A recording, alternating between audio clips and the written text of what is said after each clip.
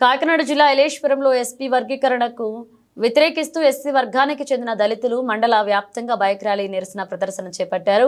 ఈ సందర్భంగా ఎలేశ్వరం మండల పరిధిలో అన్ని గ్రామాలతో పాటు ఎలేశ్వరం పట్టణంలో భారీ ఎత్తున బైక్ ర్యాలీ చేపట్టారు. అనంతరం దళిత నేతలు మాట్లాడుతూ ఎస్సీ వర్గీకరణకు అనుకూలంగా సుప్రీంకోర్టు స్పందించినప్పటికీ ఎస్సీ వర్గానికి చెందిన మాల మాదిగలు ఇద్దరు సమానమేనన్నారు. రాష్ట్ర ప్రభుత్వం ఎస్సీ వర్గీకరణకు సానుకూలంగా స్పందించడం సరికాదన్నారు. సామాజికంగాను ఆర్థికంగాను రెండు వర్గాలకు చెందిన వారు సమానమేనన్నారు. అటువంటి మమ్మల్ని వేరు చేసే ప్రయత్నం ప్రభుత్వం చేయడం తగదన్నారు. తామంతా కలిసి ఉండేలాగా గ్రామాల్లో సమావేశాలు నిర్వహించి అవగాహన కల్పించడం జరుగుతున్నారు. ఈ కార్యక్రమంలో దళిత నాయకులు కార్యకర్తలు పాల్గొన్నారు. ఐక్యతగా ఉండండి అని చెప్పేసి రాజ్యాంగంలో అనేక జరిగింది.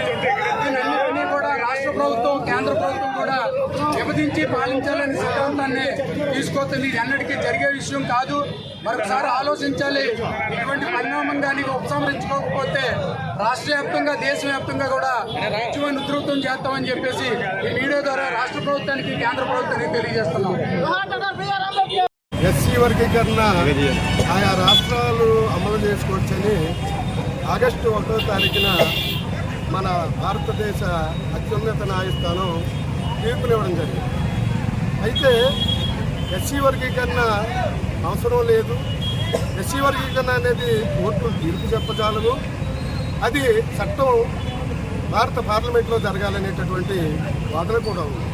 దానికి భిన్నంగా సుప్రీంకోర్టు తీర్పు ఇవ్వడం అనేటటువంటిది జరిగినప్పుడు ఈవేళ ఈ ఆంధ్రప్రదేశ్ ప్రభుత్వం సుప్రీంకోర్టు తీర్పుని అనంతరం ఆంధ్రప్రదేశ్ ప్రభుత్వం ఎస్సీ వర్గీకరణ చేయడానికి సిద్ధంగా ఉందని చెప్పి చంద్రబాబు నాయుడు గారు చెప్పడం జరిగింది.